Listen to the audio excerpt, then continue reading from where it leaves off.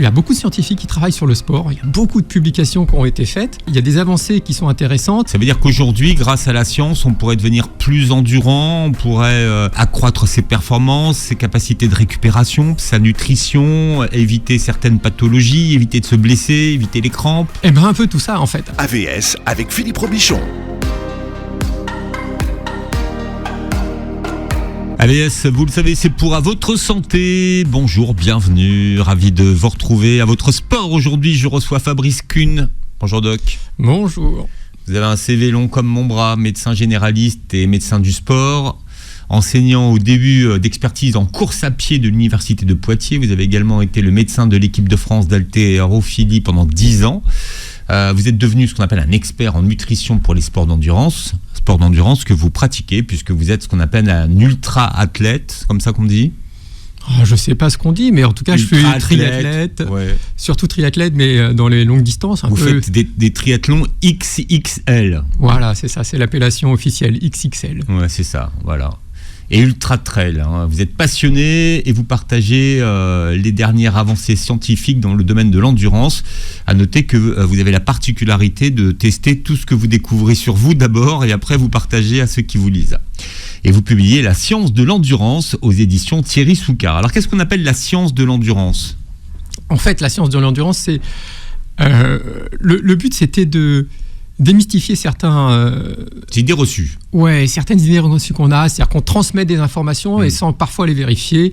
Et il s'avère qu'il y a beaucoup de scientifiques qui travaillent sur le sport, il y a beaucoup de publications qui ont été faites. Et autant en profiter parce qu'il y a des avancées qui sont intéressantes et qui permettent de dire on peut mieux faire, on doit mieux faire. Profitons du travail de tous ces chercheurs qui sont vraiment intéressants. Mais qu'est-ce que vous appelez la science de l'endurance ? Ça veut dire qu'aujourd'hui, grâce à la science, on pourrait devenir plus endurant, on pourrait accroître ses performances, ses capacités de récupération, par exemple, sa nutrition, éviter certaines pathologies, éviter de se blesser, éviter les crampes. Eh bien, un peu tout ça, en fait. On peut s'entraîner mieux, on peut manger mieux, on peut performer mieux, c'est-à-dire profiter des innovations au moment de la compétition. Et du coup, si on s'entraîne mieux, on se blesse moins. Il y a moins de maladies. Et en fait, c'est tous ces chercheurs qui travaillent dans tous les sens. Et en essayant de rassembler toutes ces études, on arrive à tirer des conseils à mettre en pratique pour s'entraîner mieux. Voilà, ouais. Des innovations, ça veut dire qu'il y a des innovations. Il y a des innovations dans la façon dont les sportifs s'habillent aujourd'hui, dans le matériel, dans la nutrition aussi. Il y a pas mal d'innovations. Ah oui, alors moi, ce qui m'intéresse, c'est comment mieux faire fonctionner notre organisme. Donc en fait, je suis médecin et forcément, je suis un peu plus sur notre organisme. Et ce qui m'intéresse dans la science, c'est pas tant les chaussures de carbone ou tout ça, même si c'est des progrès. Moi, ce qui m'intéresse, c'est comment je peux faire mieux fonctionner mon organisme pour qu'il soit en meilleure santé. Et en plus, qu'il soit plus performant. Mais d'ailleurs, souvent, c'est un peu la même chose. C'est-à-dire que si on arrive à rendre notre organisme plus performant, on le rend plus fonctionnel et on le rend en meilleure santé. À part dans des cas extrêmes d'athlètes qui s'entraînent énormément. Mais pour la plupart des gens, c'est un peu la même chose. Si on devient plus performant, on devient en meilleure santé. Alors, vous dites que vous vous intéressez au corps, mais quand même, vous cédez dans votre livre à un élément extérieur, ce qu'on appelle les manchons de compression. Oui, mais parce que ça va influer sur l'organisme. D'accord, mais c'est quand même... oui, c'est un apport extérieur. C'est un apport extérieur, le manchon de compression. Oui, mais alors, contrairement aux chaussures de plaques de carbone qui vont modifier la foulée, là, on va modifier le retour veineux ou pas. Et ce qui nous intéresse, c'est de savoir est-ce que c'est profitable. Il y a une autre chose qui m'intéressait, pourquoi je me suis attaqué à ça, c'est qu'on en voit beaucoup. On voit beaucoup de coureurs qui ont ça en permanence. Et je voulais savoir, est-ce que c'est réellement efficace ? Est-ce que ça a réellement un intérêt de faire ça ? Alors, qu'est-ce qu'on appelle les manchons de compression pour tout le monde, comme ça ? Alors, c'est comme des bas de contention, oui. sans le pied, en fait. C'est juste le manchon, ça part au-dessus de la cheville jusqu'au genou. Oui, c'est un tube élastique, en fait. Oui, en tissu élastique. Le principe, c'est de reprendre en se disant que c'est intéressant pour favoriser le retour veineux chez les gens qui ont les jambes un peu lourdes avec une insuffisance veineuse ou contre les phlébites. Et on s'est dit, est-ce que ça ne peut pas impacter la performance de favoriser le retour veineux quand on court ? Bon, ça c'est la question que vous posez. Mais au final, est-ce que ça a un intérêt sur les performances ? Est-ce que ça augmente la récupération ? Et est-ce que ça augmente les performances ? De ce que vous avez pu constater. Alors, sur les performances, non. Ça peut améliorer le confort, et le confort parfois c'est intéressant, mais sur les performances pures, non. Par contre, ça peut favoriser la récupération. Et à qui vous le conseillez ? Alors, en course, à personne, sauf ceux qui se sentent bien avec et qui l'ont essayé. Donc, il n'y a pas d'opposition. Et en récupération, peut-être pas systématiquement, mais on peut le conseiller un petit peu à tout le monde. Après, certaines séances qui ont été un petit peu difficiles, un petit peu intenses ou un petit peu traumatisantes, mais pas systématiquement. Voilà. Mais vous verrez, comme c'est à la mode, on va voir de plus en plus de gens qui vont emporter. C'est-à-dire que quand on regarde le coureur de marathon maintenant, si on regarde le marathon de Paris et qui va bientôt là, si on regarde le coureur, il n'a pas du tout la même allure que le coureur d'il y a 10 ans ou il y a 15 ans qui n'avait pas de manchon de compression. Les chaussures ont changé, la façon de s'en tenir a changé. Donc oui, on voit beaucoup de manchons de compression maintenant. Donc est-ce que ça vaut le coup de mettre son argent dedans ?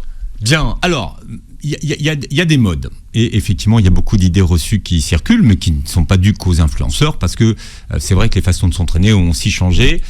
Si on prend la question des étirements. Les étirements. Les étirements, c'est un vrai bon sujet. Donc déjà, en entraînement, est-ce qu'il faut pratiquer des étirements avant de s'entraîner ? Alors déjà, il va falloir qu'on différencie plusieurs sports. C'est-à-dire qu'il y a certains sports où c'est intéressant. Par exemple, le hurdler qui va franchir des haies, lui, il va avoir des moments où il va avoir vraiment une extension musculaire qu'il va falloir maîtriser. Donc lui, c'est intéressant. Mais le coureur qui va aller faire un marathon, qui va aller faire un semi-marathon à 10 km, n'a pas d'intérêt à s'échauffer. Et au contraire, s'il a un échauffement... il n'a pas d'intérêt à s'étirer, pardon. Au contraire, si durant... Avant, oui. Ouais, voilà. Avant de commencer sa course, là, on parle de la course proprement dite, hein, voilà. pas de l'entraînement. Ou même avant l'entraînement. Ouais. Avant d'aller courir, qu'on soit en compétition ou à l'entraînement, les étirements ne servent à rien, sauf chez le coureur de haies.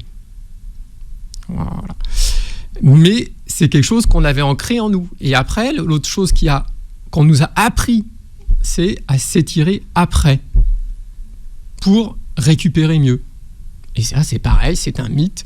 Finalement, on ne récupère pas mieux, on n'a pas un meilleur drainage musculaire, comme on disait, on n'a pas une diminution du risque de blessure, on n'a pas d'amélioration, et on pourrait même, si on a eu une séance très intense, par exemple un ultra trail, où on a vraiment travaillé beaucoup sur les fibres musculaires, on pourrait même les fragiliser plus en tirant dessus, en s'étirant. Donc c'est pas conseillé.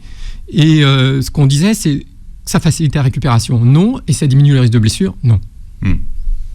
C'est clair là. Voilà. Donc, et donc ce que vous nous donnez, ce sont vous partagez avec nous aujourd'hui, ce sont des données scientifiques. Hein. Bien sûr. Mon truc, c'est je vais voir ce que dit la science et j'en tire la conclusion et je le mets en pratique. Mais voilà. Mais encore une fois, attention, c'est pas systématique pour tous les sports. C'est pour ces sports d'endurance. D'endurance, notamment le marathon. Donc quand on dit que des étirements qu'ils servent à prévenir les blessures, à soigner les tendinopathies, à éviter les courbatures, à éliminer les toxines et à récupérer, non. Quand on court un marathon, non. Non, ça ne sert pas à ça. Donc idée reçue. Idée reçue. Alors c'est important parce que je vois tout le monde s'étirer avant. Et tout le monde s'étire quand il y a les autres, parce que si vous regardez sur... moi, ça m'arrive de m'entraîner avec des gens dont je n'ai pas l'habitude. Et si on veut bien faire, on va s'étirer. Parce qu'on nous a ancré ça. Mais en fait, non, on ne peut pas le faire. Qui est responsable numéro 1 des crampes ? La fatigue neuromusculaire. C'est-à-dire qu'on va cramper quand on a fait un effort au-delà de ce dont on a l'habitude et qu'on a fatigué au-delà de ce dont on a l'habitude nos muscles et le complexe neuromusculaire, c'est-à-dire la jonction entre le nerf et le muscle. Et on va favoriser les crampes qui sont une hypercontraction intense. Et c'est pas la déshydratation, c'est pas les troubles ioniques. D'ailleurs, on a tous fait la crampe de l'écrivain, c'est-à-dire que si on passe des heures et des heures à écrire avec un stylo, on va cramper à l'avant-bras. Moi, ça m'est arrivé quand j'étais dans mes études de médecine, j'étais pas déshydraté à ce moment-là. C'est juste que les muscles de mon avant-bras n'avaient pas l'habitude d'écrire autant, et donc il y avait des crampes. Et les premières crampes qui ont été décrites, c'était les télégraphistes. Et les télégraphistes, ils n'étaient pas déshydratés, c'est simplement à force de tapoter du doigt, ils avaient une fatigue neuromusculaire de l'avant-bras, et ils crampaient à cet endroit-là, et d'ailleurs, ils ne crampaient pas au niveau des jambes ou ailleurs. Donc c'est pas un phénomène général, c'est que c'est un phénomène global sur des muscles qui ont été hyper sollicités au-delà de ce dont on a l'habitude. Vous dites crampé, vous? Comment? Vous dites crampé? Oui, crampé. J'adore, du verbe cramper. C'est pas l'acide lactique alors qui est responsable des crampes? Non, d'ailleurs, l'acide lactique n'est pas une mauvaise chose. L'acide lactique... Ça existe, l'acide lactique? Non, c'est les lactates, en fait. Lactate. Oui, alors pourquoi on dit l'acide lactique? C'est parce qu'il y a l'acidité en même temps et qu'on pensait que c'était l'acide lactique qui rendait les jambes douloureuses quand on faisait un effort intense. Et en fait, on a une production de lactate. Mais les lactates, ce sont un produit bénéfique parce que c'est ce qu'on appelle une navette. C'est-à-dire que ça va être un transporteur d'énergie. C'est-à-dire que une partie c'est comme le cholestérol. Non, j'exagère. Je dirais pas ça. On dit du cholestérol que c'est un transporteur aussi. Ouais, alors là, c'est simplement, en fait, c'est une autre molécule énergétique qu'on va pouvoir réutiliser ailleurs, soit dans la même fibre musculaire un peu plus loin, soit dans d'autres fibres musculaires. Donc, ce sont des transporteurs. Alors, c'est un lien avec le pH du corps, avec l'acidité du corps? Non, je crois, non. L'acidité est produite parce que l'effort est intense et en même temps, le lactate est produit parce que l'effort est intense aussi, mais c'est pas... ils ne sont pas liés l'un à l'autre. Enfin, c'est deux choses concomitantes. Et le principe de l'entraînement, en fait, si on veut progresser, c'est d'apprendre à utiliser mieux ces lactates pour devenir plus économe. C'est-à-dire qu'on va apprendre à nos muscles à mieux utiliser cette source d'énergie. D'accord. Quel est leur rôle dans le métabolisme? Ils en ont un ou pas? Ils en ont. En fait, ils servent à beaucoup de choses. Déjà, transporteurs d'énergie. On sait maintenant qu'ils ont des intérêts pour soigner certaines pathologies cérébrales. Il y a d'autres fonctions qui sont un petit peu différentes, mais c'est vrai que la fonction principale qu'on utilise, c'est cette fonction énergétique. D'accord. Alors pour vous, ça a l'air peut-être simple et évident, mais comment est-ce qu'on apprend à l'organisme à mieux utiliser ces lactates? Déjà, il faut savoir qu'on en a. Voilà, on en produit en permanence, mais il faut en produire suffisamment et aller au-delà de ce dont on a l'habitude pour avoir des contraintes et une production de lactates et continuer l'effort, peut-être en le réduisant, ou en fait, le fait de les produire pousse notre organisme à les utiliser. C'est comme de la musculation. La musculation, on exerce une contrainte mécanique et on apprend à résister à cette contrainte mécanique et à l'utiliser pour être plus fort. Là, on produit beaucoup de lactates pour apprendre à notre organisme à les utiliser. Et comment on produit des lactates? En faisant des efforts à haute intensité. Donc, high intensity. Voilà, et en essayant d'avoir... Alors, il y a plusieurs façons de faire. On peut faire soit un effort juste au-dessus du seuil de lactate pour en produire et continuer à en consommer. On peut faire un effort encore un peu plus intense pour en produire plus de plusieurs fibres musculaires et réduire un peu l'intensité pour à ce moment-là utiliser ce qu'on a produit. Voilà, c'est les deux principales façons d'apprendre à utiliser les lactates. Est-ce qu'il faut faire doser son taux de lactate dans le sang?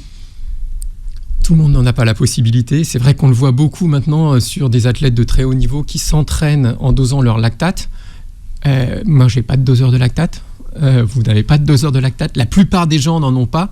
Donc, il faut apprendre à faire sans. Donc, non. Non. Oui, pour des élites, non pour nous. Oui, après, ça peut venir des modes. C'est toujours pareil. Ce que font les sportifs de haut niveau, souvent, ça se... Oui, mais enfin, pour l'instant, est-ce que ça vaut le coup de dépenser de l'argent pour ça? Pour l'instant, non, pas pour la plupart des gens. On n'a pas besoin d'être aussi précis à notre entraînement. Bien, ça fait partie des idées donc reçues que vous démontez dans votre livre. En tout cas, l'acide lactique n'existe pas. Non, ou alors brièvement. Ou brièvement, c'est ça. Voilà, on parle de la science de l'endurance avec mon invité ce matin, le docteur Fabrice Kuhn. Vous publiez La science de l'endurance chez Thierry Soucard. Évidemment, ça s'intéresse au sport d'endurance. À partir de quand ça commence, l'endurance? Alors, il y a deux façons de voir les choses. Soit on peut dire que ça commence à partir de quelques secondes, parce qu'il va falloir réguler l'effort. Un sprint, c'est pas de l'endurance parce que c'est tout à fond.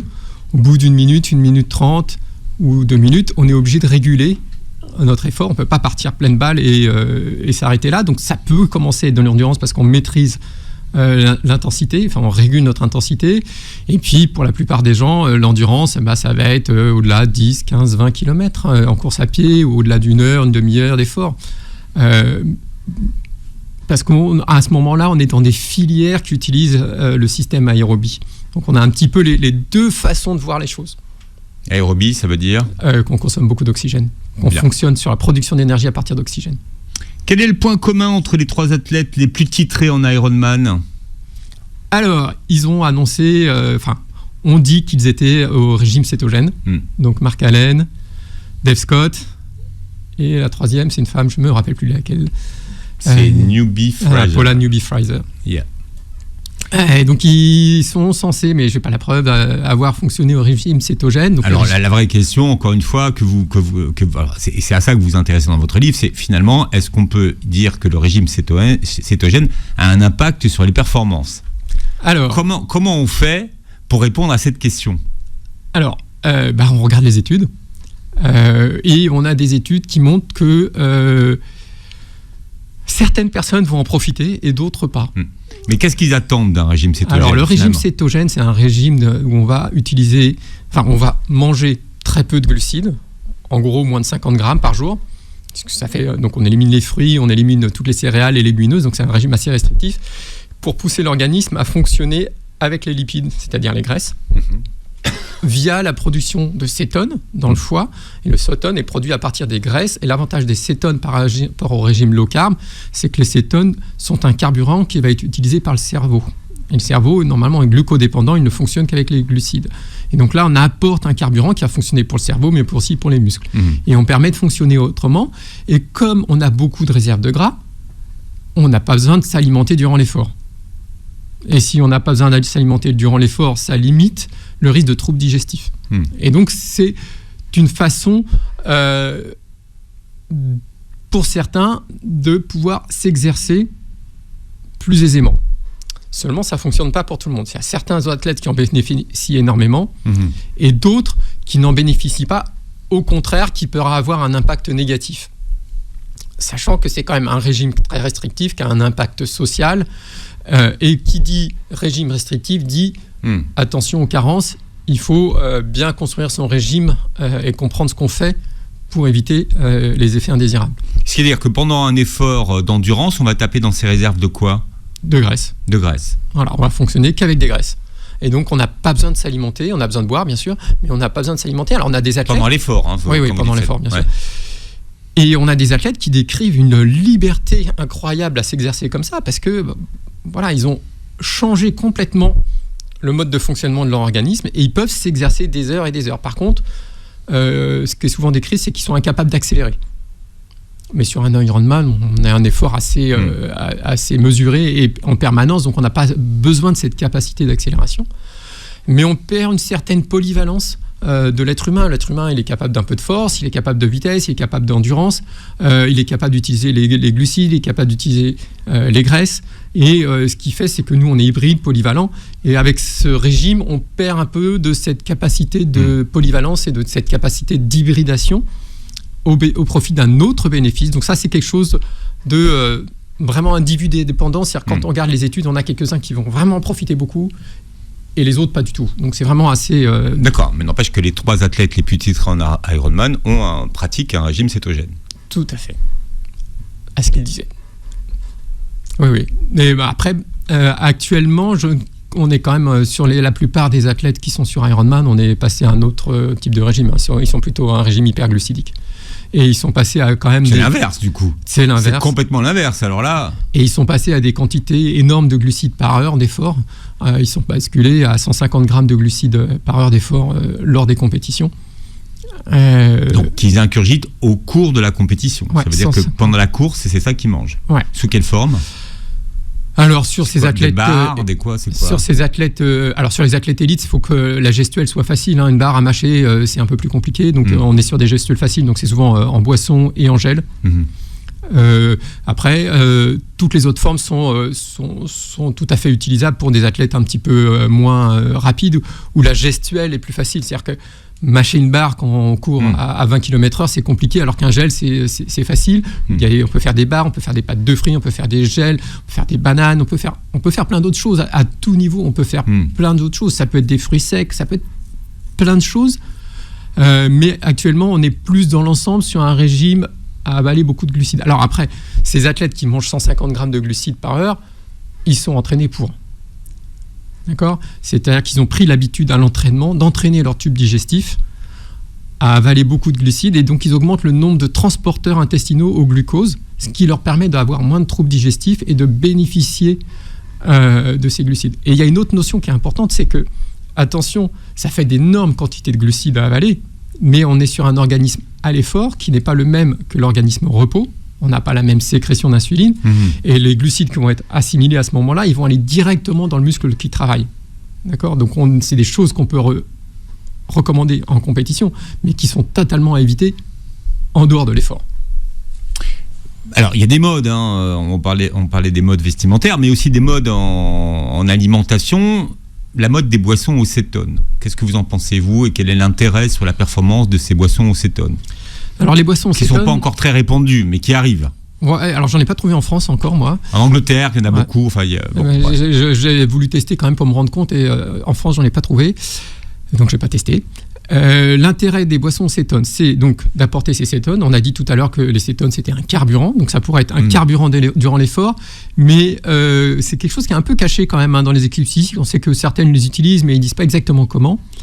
Mais a priori, pour l'instant, ça serait plutôt utilisé en récupération, parce que ça permettrait de favoriser la synthèse de glycogène musculaire rapidement, et ce qui permettrait d'être plus efficace pour le lendemain.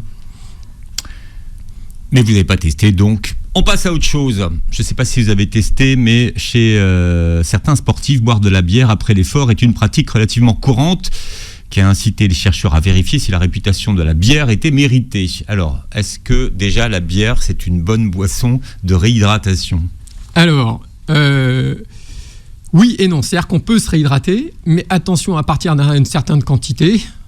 L'alcool qui est contenu dans la bière favorise la déshydratation et la diurèse, et donc la déshydratation. Mais une petite quantité de bière ne favorise pas la récupération, mais n'est pas néfaste. Par contre... Non, parce que l'idée, c'était que ça favorisait la récupération musculaire. Non.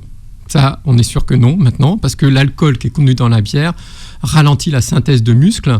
Donc, une bière qu'on partage avec les amis après une compétition à l'arrivée, parce que c'est un beau moment convivial, et en petite quantité occasionnellement, oui. Une bière systématiquement après chaque entraînement pour favoriser la récupération, non. Mais c'est de ça dont je vous parlais. Je ne vous parlais pas de la bière à la buvette après l'effort. D'où ça vient, cette idée que certains sportifs... C'est une idée reçue. Il y a bien une idée de départ, quand même. Alors, je ne la connais pas, mais vous voyez, il y a un postulat. Oui, mais sur les premiers Tours de France, ils buvaient de l'alcool sur le vélo. Oui, mais de là à dire que finalement la bière, ça serait bon pour la récupération, pour l'hydratation, vous voyez, c'est pas mal de vertus supposées santé. Vous voyez, ce sont des allégations santé, donc c'est pas du tout la même chose. Oui, mais on ne sait pas d'où ça vient. Moi, je ne sais pas d'où ça vient. C'est les cyclistes belges. Peut-être. Moi, je vous dis. Dans les sports d'endurance, écrivez-vous, les blessures sont rarement le fruit du hasard. Et la blessure, c'est l'ennemi du sportif. Ça vient d'où, une blessure ? Qu'est-ce qui fait quand on est sportif d'endurance, on se blesse ? Alors c'est vrai qu'on a toujours l'impression que c'est le hasard, que c'est quelque chose qui nous tombe sur le coin du nez comme ça, pas de chance. Souvent, mais bon, c'est pas toujours le cas, parce que si on met le pied dans un trou, c'est pas de chance. Et qu'on se fait une entorse, c'est une blessure qui est vraiment pas de chance. Et encore, il y en a qui disent que c'est pas du tout le fruit du hasard, qu'on mette le pied dans un trou et qu'on se torde la cheville. Mais bon, après... On est dans un autre truc. Ouais. Mais après, si on est bien entraîné, on réagira mieux au pied dans le trou. En fait, c'est que y a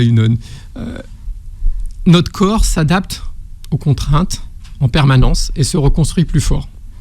Simplement, si on va au-delà de ses capacités d'adaptation, si on dépasse nos capacités d'adaptation, on risque de tomber dans la blessure.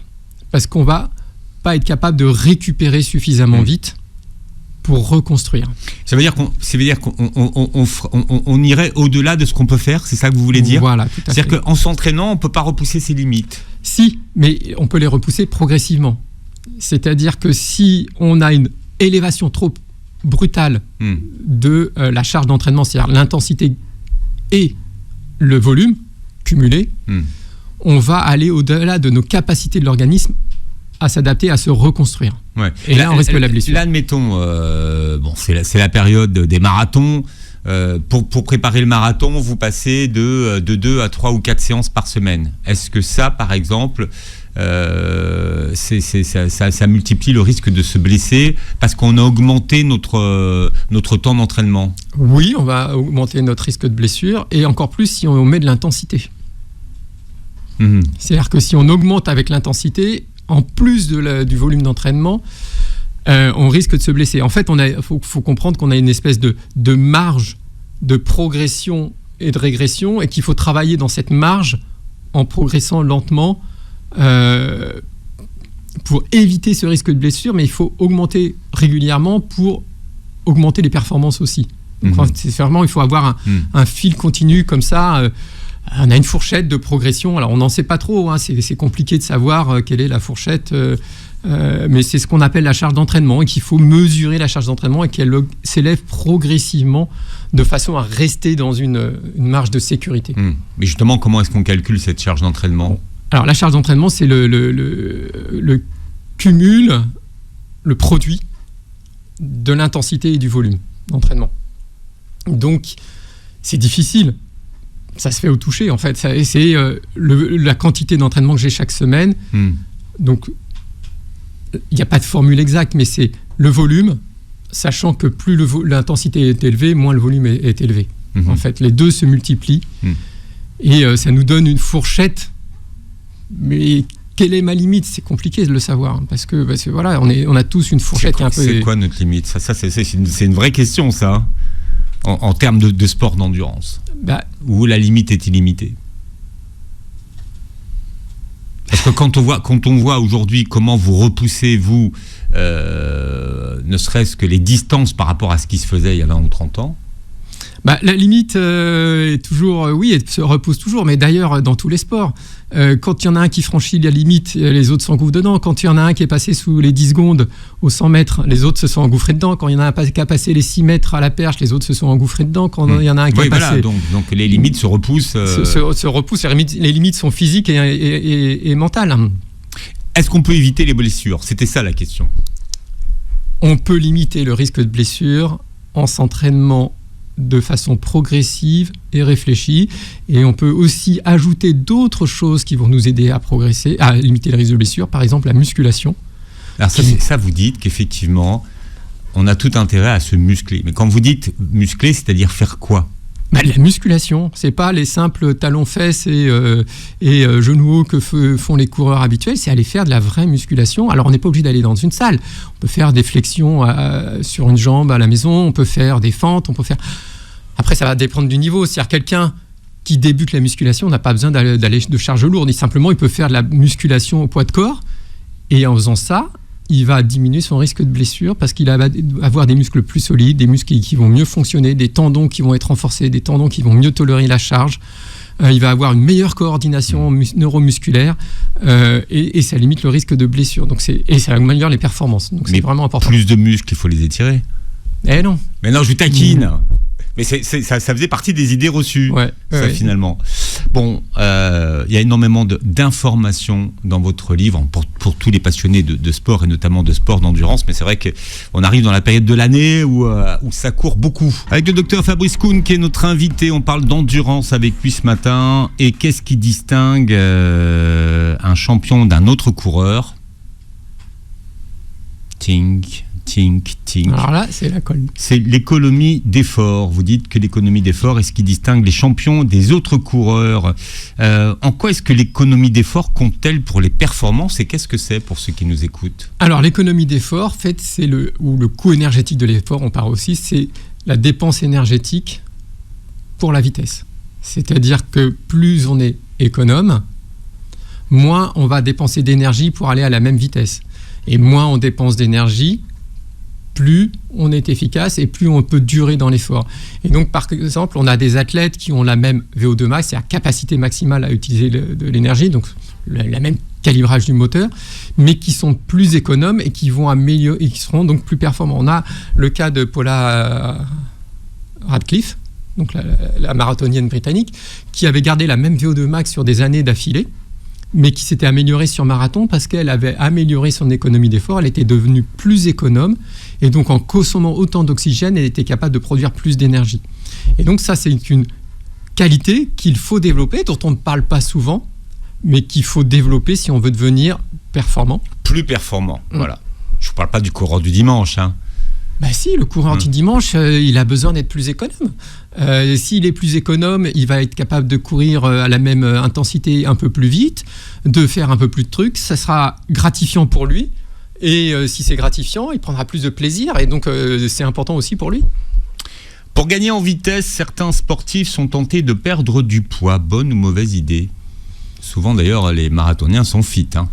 Et ils sont fins, hein. Ils ont des petits pieds, des pieds assez légers, des chevilles assez légères. Quand on vous regarde, vous êtes fit, hein. Ouais, mais je suis pas un marathonien.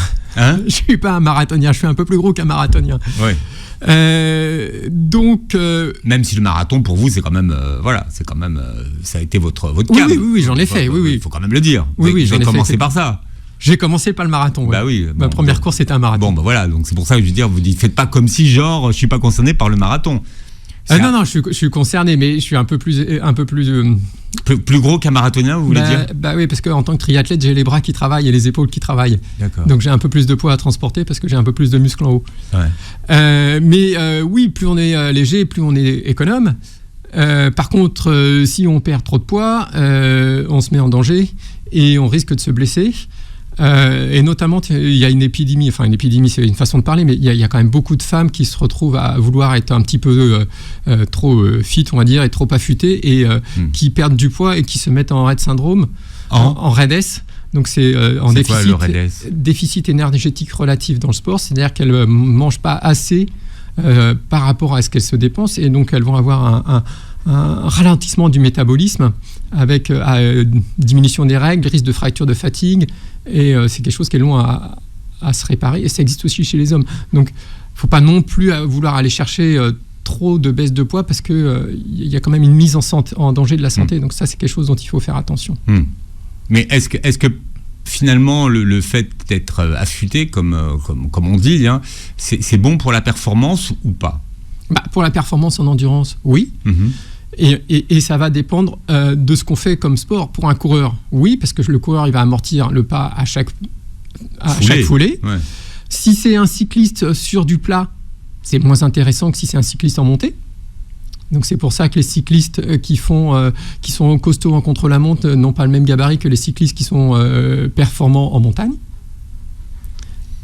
C'est pour ça qu'on ne peut pas être les deux, en fait. Voilà, parce qu'il y a le poids à transporter en montagne, et c'est beaucoup plus important quand ça monte que sur le plat. Et donc, oui, c'est important, mais jamais aller chercher l'extrême limite, parce que là, on se met en danger. On trouve beaucoup moins d'études, hein, vous qui êtes un mangeur d'études, sur l'impact de l'alimentation durant l'entraînement qu'en compétition, ce qui est paradoxal, car on passe beaucoup plus de temps à s'entraîner. Écrivez-vous, qu'est-ce qu'on mange pendant l'entraînement ? Alors, il y a deux écoles, hein. Il y a ceux qui disent qu'on mange et d'autres qui disent qu'il ne faut pas manger pendant l'entraînement. Alors, on peut faire les deux. Moi, je recommande de manger assez régulièrement quand même. Pourquoi ? Parce que ça permet d'améliorer les performances à l'entraînement, ça permet d'améliorer la qualité des séances, et ça permet aussi de protéger l'intestin, parce que l'intestin est traumatisé à l'effort, à cause de la baisse de perfusion sanguine, à cause des chocs, à cause de tout ça. Et le fait de l'alimenter un petit peu le protège. Après, il est intéressant de réaliser certaines séances d'entraînement sans glucides pour aussi pousser son organisme à consommer un peu plus de lipides et de graisses. C'est ce que vous appelez les entraînements à glycogène bas ? C'est ce que j'appelle les entraînements à glycogène bas, oui. Alors, il y a deux façons de faire. Il y a le classique que tout le monde connaît, qui est l'entraînement à jeun. Le problème de l'entraînement à jeun, c'est que donc on va s'entraîner le matin à jeun, on n'a pas mangé, mais on a mangé la veille, donc les muscles sont chargés de glucides, de glucose, sous forme de glycogène. Par contre, le foie, lui, est déchargé de son glycogène parce que c'est lui qui a nourri notre cerveau durant la nuit. Mais pour ceux qui veulent perdre du poids, enfin... C'est moyen. Ah bon ? Ouais, c'est pas la meilleure façon. Parce que ça quand même... alors, l'entraînement à jeun a la réputation d'être bon pour la perte de poids. Oui, mais non. En fait, on va effectivement, quand on s'entraîne à jeun, utiliser plus de graisse parce que l'insuline, elle est basse le matin si on n'a pas mangé. Et donc, le fait d'avoir une insuline qui est basse, on va orienter le métabolisme vers l'utilisation des graisses. Donc ça, c'est vrai. Mais finalement, l'impact, le delta, la petite différence, elle n'est pas énorme pour la perte de poids, j'entends. Ah, donc c'est une idée reçue. C'est une idée reçue. Si on veut faire mieux, il faut faire l'entraînement à glycogène bas. Donc c'est l'entraînement à glycogène bas, c'est qu'on va faire une première séance d'entraînement où là, on va vider le glycogène musculaire. Et c'est le glycogène musculaire qui est régulateur des adaptations à l'entraînement et qui va augmenter les capacités de nos mitochondries à produire de l'énergie et les capacités de nos mitochondries à utiliser les graisses. Et donc, si on s'entraîne à jeun, le glycogène musculaire est élevé et donc n'a pas cet effet régulateur que si on va le baisser. Donc, on fait une première séance où on baisse le glycogène. Alors, attendez, vous nous expliquez donc, on mange avant ? On mange avant. D'accord. On attend 2-3 heures. D'accord. On s'entraîne, okay. Plutôt à haute intensité pour utiliser le glycogène musculaire et le faire baisser. Enclencher le régulateur des adaptations. Alors, régulateur des adaptations, Shkoun. C'est quoi le régulateur des adaptations ? C'est qu'on va enclencher la production de protéines adaptées à l'utilisation des graisses. C'est ce que vous appelez la récupération retardée, ça ? Alors ça, c'est... Pour l'instant, on est dans la récupération retardée. Et si on prolonge cet effort sans manger, mais qu'on fait un deuxième... Enfin, on ne prolonge pas. On prolonge cette récupération et qu'on fait un deuxième effort sans avoir mangé, là, on est en bi-quotidien. Première séance, deuxième séance sans avoir mangé. Et comme on a débuté cette deuxième séance avec peu de glycogène musculaire, on maximise encore les adaptations et on maximise encore la production de protéines adaptées à l'utilisation des graisses. C'est quoi le temps de récupération entre les deux efforts là ? Alors ça peut être 3, 4, 5, 6 heures ou une nuit. On peut aussi faire du sleep low, c'est-à-dire je m'entraîne le soir, je dors, je mange pas, je dors et je me rentraîne à jeun le lendemain matin. Alors le petit truc, c'est manger quand même 20 grammes de protéines après la première séance parce que ça va permettre d'entretenir l'immunité et les capacités musculaires. Donc c'est un peu plus difficile que l'entraînement à jeun. Par contre, c'est plus efficace parce qu'on va vraiment taper sur ce qui nous intéresse, c'est-à-dire le régulateur des adaptations. C'est pas donné à tout le monde, mais on n'a pas besoin d'avoir un niveau phénoménal pour être capable de faire ça. Qu'est-ce que vous appelez la théorie du gouverneur central ? Alors, j'en parle parce que vous consacrez un encadré spécial à ça, donc j'imagine que c'est important. C'est très important. En fait, il y a, qu'est-ce qui fait qu'on va percuter le mur du marathon ? Qu'est-ce qui fait qu'on va avoir du mal ? Le mur du marathon pour tout le monde ? Au 32e kilomètre ou à peu près, on risque d'avoir un moment où on va baisser vraiment l'intensité d'effort parce qu'on percute le mur du marathon et on est obligé de ralentir un peu, beaucoup, ou pour les élites, pas du tout. C'est là où ça passe ou ça casse. Ouais. Mais les ultra-trailers peuvent avoir ça aussi, avoir une fatigue à un moment. Tout ça. Et en fait, le gouverneur central dit que tout ça, c'est une théorie développée par un chercheur sud-africain, Tim Noakes. Et lui, il propose que le gouverneur central régule notre effort inconsciemment et donne de la fatigue pour nous informer. Il régule l'utilisation des fibres musculaires via la fatigue pour nous informer et éviter qu'on aille à la défaillance périphérique. Qu'on aille jusqu'au bout, c'est ça ? Voilà, et qu'on ne se mette pas en danger. Et donc, ça serait hérité de notre passé de chasseur-cueilleur où aller trop loin, ça serait se mettre en danger vital. À notre époque, quand on est à l'arrivée du marathon, il y a peu de risque vital, à part si on a une pathologie cardiaque, mais enfin, on n'est pas dans le même contexte. Et donc, notre gouverneur central, de façon inconsciente, régule notre effort en permanence. Donc ça serait un signal d'alarme. Et l'émotion, c'est la fatigue. D'accord. Mais d'ailleurs, vous expliquez très bien qu'après ce mur du marathon, on peut terminer le marathon en sprint. Ben oui. Donc ça veut dire qu'il y en a encore sous le pied. Ce qui est paradoxal. Il y a 10 km, vous vous traîniez, vous n'avez plus rien sous le pied, et puis à l'approche de l'arrivée, vous êtes capable d'une accélération. Oui, ben c'est ça. En fait, c'est le fait de se dire, notre cerveau dit, c'est bon, je suis hors de danger, je peux sprinter. Je suis arrivé, je serai tranquille, j'ai pas de danger. Quel est l'intérêt pour augmenter les performances ? Alors, on va prendre l'exemple d'un marathonien, par exemple, de faire et de pratiquer ce qu'on appelle l'entraînement croisé, c'est-à-dire que c'est de rajouter une autre discipline à sa discipline. Alors, il y a plusieurs types d'entraînement croisé. Il y en a un qu'on a déjà abordé, c'est la musculation, qui est un entraînement croisé. Ça, c'est intéressant parce que ça améliore l'économie d'effort et ça améliore les performances et ça limite le risque de blessure. Il y a une autre façon de faire l'entraînement croisé, c'est de croiser 2 disciplines d'endurance, comme on le voit beaucoup sur des trailers qui vont faire du vélo ou du ski de randonnée et de la course à pied. On a de la natation, hein ? Non ? Ou de la natation, on peut, mais on les voit pas trop les trailers faire de la natation. Ça, c'est un truc de triathlète. Ouais. Ah ouais. Ou pour un cycliste d'aller courir un peu, ou pour un marathonien d'aller faire un peu de vélo. Alors, ça a plusieurs intérêts, c'est que ça peut rajouter du volume en limitant le risque de blessure.